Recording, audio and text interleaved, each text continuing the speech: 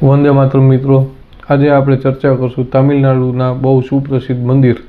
અન્નામલાઈ નાથર મંદિરની, કે જે મંદિરની જગ્યા પર અત્યારે મસ્જિદ ઊભી છે. આ મસ્જિદના માટે ત્યાંના લોકલ જાગૃત વ્યક્તિ કેજી કૃષ્ણન નામના વ્યક્તિએ તપાસ કરતા એને એવું જાણવા મળેલ કે અહીંયા વર્ષોથી મંદિર જ હતું અને જૂના કાગળો 1890 સુધીના અંદાજિત કાઢેલા, અને એ 1890ની સાલમાં પણ બધી જગ્યાએ એને મંદિરનો જ ઉલ્લેખ મળેલો. આ વ્યક્તિએ ત્યાંની કોર્ટમાં રીટ પિટિશન હાઈકોર્ટમાં દાખલ કરેલ, અને એ પિટિશન જ્યારે દાખલ કરી ત્યારે લોકલ રાજ્ય સરકારે ત્યાં આવી અને એવું કીધું કે જે જગ્યા મંદિરને ઉપયોગમાં ન હોય અને પડતર જમીન પડી હોય તો એવી પડતર જમીનનું મેન્ટેન કરવું આ બધી વસ્તુ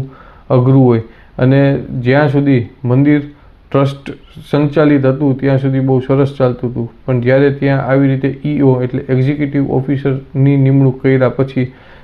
એને આ જગ્યા પડતર લાગવા માંડી, એને આ જગ્યા મેન્ટેન કરવી અઘરી લાગવા માંડી, એટલે એ વ્યક્તિઓએ આવા બધા ખોટા રિપોર્ટ ભરી અને જગ્યાનું ઓક્શન કરી નાખ્યું, નીલામી કરી નાખી, કે જે મુસ્લિમ ટ્રસ્ટે આવી અને પરચેસ કરી લીધી અને ત્યાં મસ્જિદ બનાવી લીધી.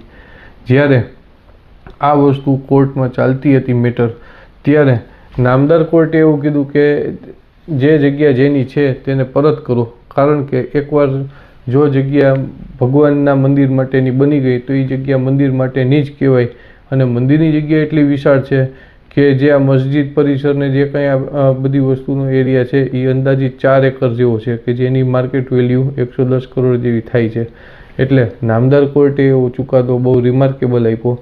કે મદ્રાસ હાઈકોર્ટે, કે જે જેની જમીન છે એને પરત કરી દો, મંદિર હતું તો મંદિર ટ્રસ્ટને એ જગ્યા પરત આપી દો. હવે આગળ જોવાનું રહ્યું શું આગળ સ્ટેપ્સ થશે. નમસ્તે.